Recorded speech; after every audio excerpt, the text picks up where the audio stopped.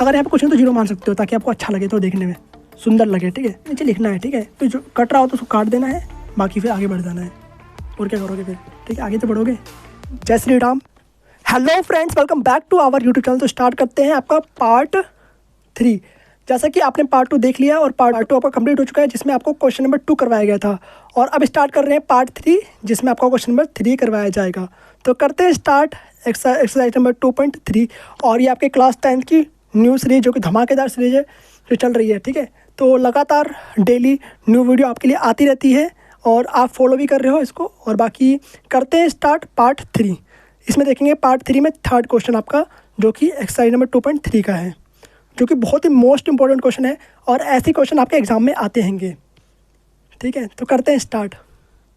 बाकी पर इस बार तो इस चैप्टर को सिलेबस हटा दिया गया है, तो इस बार तो इससे आने के चांसेस कम है। बाकी हो सकता है और सिलेबस में दे देते हैं तो इससे क्वेश्चन इस टाइप के ही आएंगे, अगर आते हैं तो, ठीक है। तो 5 नंबर के क्वेश्चन आते हैं आपके इस टाइप के ही, तो अगर आएंगे तो इस टाइप के क्वेश्चन आएंगे, इससे बाहर नहीं आने वाला है। तो करते हैं स्टार्ट आपका पार्ट 3। और जिसने भी पार्ट 2 नहीं देखा, जल्दी जाकर तुरंत देखो, उसकी लिंक आपको डिस्क्रिप्शन दे दूँगा, जाकर जल्दी देखो, ठीक है। उसमें आपको क्वेश्चन नंबर 2 सिखाया गया, जो कि बहुत ज़्यादा इंपॉर्टेंट था। आपने क्वेश्चन 2 सीखना है पहले, और उसके बाद ही आपको क्वेश्चन 3 पे मूव करना है। एक एक सीरियल वाइज आपको चलना है, ठीक है। पहले question first, then question 2, then question 3। इसलिए आपके लिए मैंने पार्ट में बना दिया है, और इसकी आपको प्लेलिस्ट भी बना दूंगा आपके लिए मैं, और प्लेलिस्ट से आप इजीली मतलब देख सकते हो। तो बाकी मैं आपको लिंक भी प्रोवाइड कर देता हूँ, आप उससे भी देख सकते हो इजीली, कोई दिक्कत नहीं होगा। बाकी तो स्टार्ट करते हैं आपका क्वेश्चन नंबर 3, एक्सरसाइज नंबर 2.3 का। तो मोस्ट इंपॉर्टेंट क्वेश्चन, थोड़ा बच्चों को ज़्यादा हेवी क्वेश्चन लगता है, ठीक है, और थोड़ा लेंथी क्वेश्चन भी होता है, ये तरह समझ सकते हो। बाकी यहाँ पे देखो क्या तरीका, आप 3 अपनी एनसीईआरटी निकाल लो पहले तो, ठीक है। और एनसीईआरटी में आपको देखना क्वेश्चन नहीं दिख रहा तो, ठीक है, तो कमेंट नहीं करना। अगर एनसीईआरटी अगर क्वेश्चन यहाँ पर नहीं दिख रहा ब्लैक बोर्ड पे, तो आप एनसीईआरटी में देखो, ठीक है, वहाँ पर आप देख के समझ सकते हो। बाकी आपको मैं यहाँ पे क्वेश्चन ऊपर लगा भी दूंगा, और क्वेश्चन मैंने लिख भी दिया यहाँ पर, ठीक है। तो यहाँ पर देखा आपको 3x की पावर 4 प्लस में 6x की power 3 minus 2x square minus 10x minus 5, ये क्या हो गया आपका px हो गया। कि अन्य सभी शून्य ज्ञात कीजिए। क्या लिखा है, अन्य सभी शून्य ज्ञात कीजिए। पहले आपको एक चीज़ समझना होगा, अगर यहाँ पर x की पावर 2 दे रखा है, इसका मतलब इसके 2 शून्य होंगे। अगर x की पावर 3 है, इसका मतलब इसके 3 शून्य होंगे। अगर x की पावर 4 है, इसका मतलब इसके 4 शून्य होंगे। कितने, 4। और यहाँ पे क्या दे रखा है आपको, 4 दे रखा है x की पावर 4, यानी इसके कितने शून्य होंगे, 4 होंगे। अगर 4 शून्य हैं और 2 दिया हुआ है, इसका मतलब 2 अभी क्या है, हमें अननोन है, हमें नहीं पता, वही 2 शून्य हमें निकालने हैं, वही पूछा गया है। तो अन्य सभी शून्य ज्ञात कीजिए। यदि इसके 2 शून्य दिए हुए हैं तो और शून्य हमें निकालने हैं। कैसे निकालेंगे पहले, अब देखो, अगर ये इसके शून्य हैं तो जो इससे द्विघात समीकरण बनेगा, जो इससे द्विघात समीकरण बनेगा आपका, वो इसका गुणनखंड होगा नहीं होगा। अगर इसको हम इससे भाग करते हैं तो पूरा कट जाना चाहिए और शेषफल लास्ट में 0 आना चाहिए, और उस शेषफल 0 आएगा, ठीक है। और बाकी जो आपको QX आता है ना, फिर इसको सॉल्व करके आपको निकालना है। तो कैसे करते हैं पहले देखना है आपको। यहाँ पर एक को मान लो आप अल्फ़ा और एक को मान लो क्या बीटा, ठीक है। तो आपको अल्फ़ा और बीटा 2 चीज़ दे रखे हैं, √5/3 बीटा दे रखा है माइनस का √5/3। आपको मैंने फॉर्मेट बताया था क्या, कि द्विघात समीकरण का फॉर्मेट क्या होता है, ax² प्लस में bx प्लस में c। तो इस फॉर्मेट पे ही रहता है द्विघात समीकरण, आपको याद रखना है। तो हमें पहले इसको सॉल्व करके कुछ ऐसा बनाना होगा, तभी तो हम काट सकते हैं, तभी तो हम इसको भाग कर सकते हैं। अब देखो, हमें px तो पहले से ज्ञात है, जो कि मेन हमारा है। अब हमें gx निकालना है, जिसे हमें भाग करना है, ठीक है। आपको एग्जाम्पल समझाता हूँ मैं। जैसे कि यहाँ पर आपको दे रखा है 3 गुणे में 4 बराबर होता है 12, ठीक है। अब मैंने इसको मिस कर दिया, ठीक है, हटा दिया इसको मैंने। अब मैंने बोला यहाँ पर बताओ कितना होगा, यहाँ वाला पार्ट कितना होगा। इसको हमने मान लिया x, तो x का मान कितना होगा। तो अब क्या करोगे, 3 को बटे में भेजोगे और 3 से इसको भाग कर दोगे, तभी तो x का मान आएगा ना। तो वही चीज़ हम यहाँ पर कर रहे हैं। पहले यहाँ से द्विघात बहुपद निकालेंगे, फिर इसको gx मानेंगे, फिर इसको बटे में भेज के मतलब भाग करते हैं एक तरह से, ठीक है। देखते हैं फिर। अब देखो, यहाँ पर अल्फ़ा प्लस बीटा कर दो पहले, तो कितना होता है, माइनस का b/a होता है। फॉर्मूला याद रहना चाहिए आपको, ठीक है, बहुत ही इंपॉर्टेंट फॉर्मूला है, बहुत ही ज़्यादा अच्छा, ठीक है। तो अल्फ़ा कितना है आपका, प्लस का 5/3, बीटा कितना है आपका, माइनस का √5/3 है, माइनस का √5/3 है, और माइनस का b/a। अब देखो, यहाँ से कंपेयर करके हमारा a, b और c का मान आ जाएगा। फिर देन a, b और c की वैल्यू को हम पुट कर देंगे। अब देखो, यहाँ पर √5/3 दे रखा है हमें, प्लस और माइनस होता है, रूट में 5/3 इक्वल टू में माइनस का b/a। ये माइनस का ये प्लस का कैंसिल हो गया, कितना बच गया, 0। कितना बचा, 0। यहाँ पे माइनस का था और यहाँ पे क्या है, प्लस का है, तो कितना आ गया आपका आंसर, 0 आ गया, ठीक है, इस तरीके से। तो बाकी यहाँ पे कितना है, माइनस का b/a है। ओके, अब देखो एक चीज़, अल्फ़ा इंटू बीटा भी करना है हमें, वहाँ से हमें c मिलेगा। तो अल्फा इंटू बीटा कितना होता है आपका C/A होता है। कितना होता है C/A। अल्फा कितना दे रखा है आपका रूट 5/3 दे रखा है, ठीक है। एक को हमने माना अल्फा, एक को माना हमने बीटा, एक को हमने माना अल्फा, एक को माना बीटा, ठीक है। गुणे में माइनस का रूट 5/3 सही दिखाई दे रहा है ना। अब देखो यहाँ पर रूट 5/3 सेम है और माइनस अलग है, तो रूट 5/3 का स्क्वायर कर दो तो स्क्वायर से रूट कैंसिल हो जाएगा, तो कितना बचेगा आपका सिर्फ माइनस का 5/3 ही बचेगा। और यहाँ पर देखा C/A और बराबर में यहाँ पर आपका C/A था, ठीक है। अब यहाँ पर देखो लाइन खींचो और यहाँ पर देखते हैं।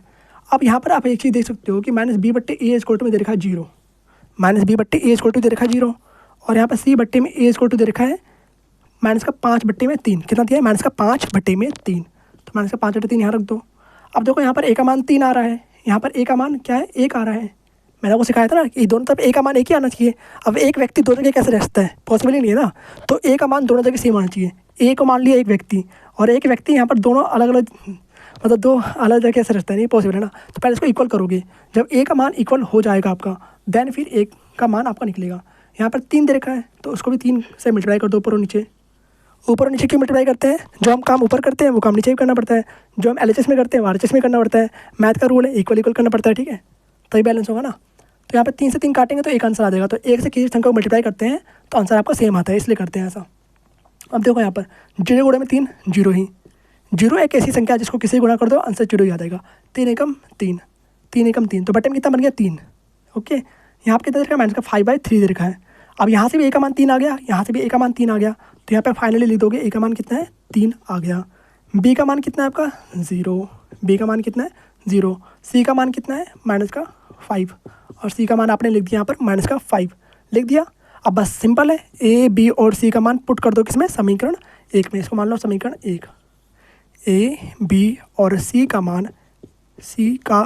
मान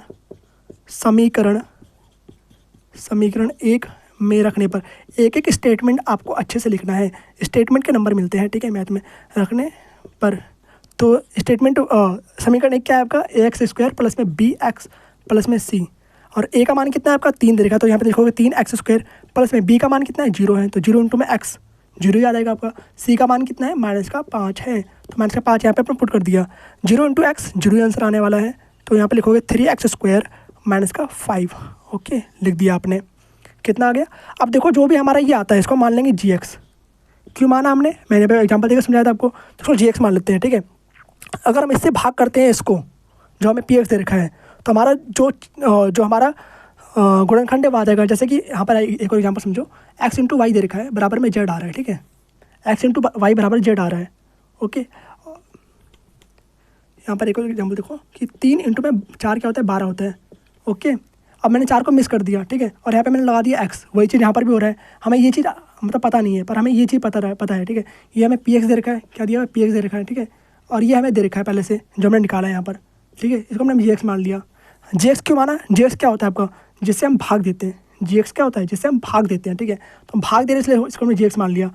तो यहाँ पर x बराबर में 12/3, तो 3 को हम क्या बोलेंगे gx बोलेंगे और 12 को क्या बोलेंगे px बोलेंगे, इस तरीके से। समझ आई बात। तो यही चीज़ करना है आपको यहाँ पर। अगर दोनों का मल्टीप्लाई करते हैं, अगर हमें पता ही 4 है यहाँ पर, तो 4 आती है तो 12 ही आएगा ना। अगर हमें दूसरा जो द्विघात समीकरण है पता हो तो दोनों को मल्टीप्लाई करके हमारा आंसर यही आएगा। चाहो तो आप लास्ट में करके देख भी सकते हो जो हम निकालेंगे, ठीक है। तो बाकी हम करते हैं इसको भाग, तो यहाँ पर लिखोगे, यहाँ तक समझ में आ गया ना इतना। अब बाकी क्या करना है आपको, इसको मानना है px, इसको मानना है gx। काम की बात देखो, इसको मानना है px, इसको मानना है gx। px को gx से भाग दे रहे हो, ठीक है। बाकी जो बचेगा qx आएगा आपका, उसको सॉल्व करके आपको शून्य निकाल देने और वही आपका आंसर हो जाएगा फाइनली, ठीक है। बाकी यहाँ पर आपका क्या दरकार 3x⁴ प्लस में x⁴ माइनस का 2x² माइनस का 10x। एक एक चीज़ अच्छे से लिखना है। माइनस का 5 जगह बनाओ, ठीक है, माइनस का 10 माइनस का 5, ठीक है, माइनस का 10x माइनस का 5। ओके, और हमारा ये यहाँ पे क्या दे रखा है gx कितना है आपका 3x² माइनस का 5। ओके, अब वही काम करना है, ठीक है। इतना उतार लिया ना आपने, रफ कर दे इसको फटाफट। इसको पहले पोच करिए और इसको लिखिए, फिर इसको यहाँ पर रफ करते हैं। तो आपने पोच करके लिख लिया होगा, इसको मिटा देते हैं। बाकी यहाँ पर जगह बनानी पड़ेगी हमें, तभी हो पाएगा क्वेश्चन, ठीक है। तो यहाँ पर थोड़ी जगह बनाते हैं, उसके बाद करते हैं। तो यहाँ पर हमें क्या करना है, रफ वाला पार्ट करना है यहाँ पर। तो यहाँ पर रफ लिखेंगे हम, ठीक है, इस तरीके से रफ लिख दिया। अब इसका पहला पार्ट उठाना है, जो आपने लास्ट में कहा था ना वही चीज़ यहाँ पे करना है। इसका पहला पार्ट उठाओगे 3x की पावर 4 अपोन में 3x की पावर 2 लिख दिया हमने। 3 एकम 3, 3 एकम 3 कट गया, ऊपर 4x है, नीचे 2x है, कितना बचा हमारा x की पावर 2 बच गया। अब x की पावर 2 को आप यहाँ पे लिख दोगे, लिख दिया, ठीक है, x की पावर 2 को आपने यहाँ पे लिख दिया। ओके, अब देखो यहाँ पर, अब x की पावर 2 को आपको इससे मल्टीप्लाई करना है, देन इससे करना है, फिर इसके नीचे लिखना है, ठीक है, फिर जो कट रहा हो तो उसको काट देना है, बाकी फिर आगे बढ़ जाना है। और क्या करोगे फिर, ठीक है, आगे तो बढ़ोगे। 3x की पावर 4 माइनस का 5x स्क्वायर। अब बताओ 5x स्क्वायर कहाँ लिखोगे, एक्स स्क्वायर के नीचे ही लिखना है, ये नहीं कि x की पावर 3 के नीचे लगा दो, ऐसा मत करते ना भूल के भी, ठीक है, माइनस ही नहीं होगा आपका। तो माइनस का 5x की पावर 2 लाइन खींचेंगे, जहाँ तक माइनस कर रहे हो वहीं तक लाइन खींचना है, ये नहीं कि सीधी लाइन खींचते चल रहा हो। तो यहाँ पर क्या है, साइन क्या होता है, अपोजिट होता है, याद रखना, साइन अपोजिट होता है। अगर घटा रहे हैं तो साइन अपोजिट होगा, प्लस हो तो माइनस हो गया, माइनस हो तो प्लस हो जाएगा, ठीक है, नेगेटिव का उल्टा पॉजिटिव होता है, ठीक है। तो यहाँ पे माइनस का था, ऊपर प्लस का था, कट के कितना आ गया 0, कैंसिल कर दिया इसको, क्या बचा यहाँ पर 6x की पावर 3 बचा। यहाँ पर कितना है आपका, प्लस का 5x स्क्वायर माइनस का 2x स्क्वायर, कितना आ गया, प्लस का 3x की पावर 2 आ गया, माइनस का 10x, ठीक है, माइनस का 5।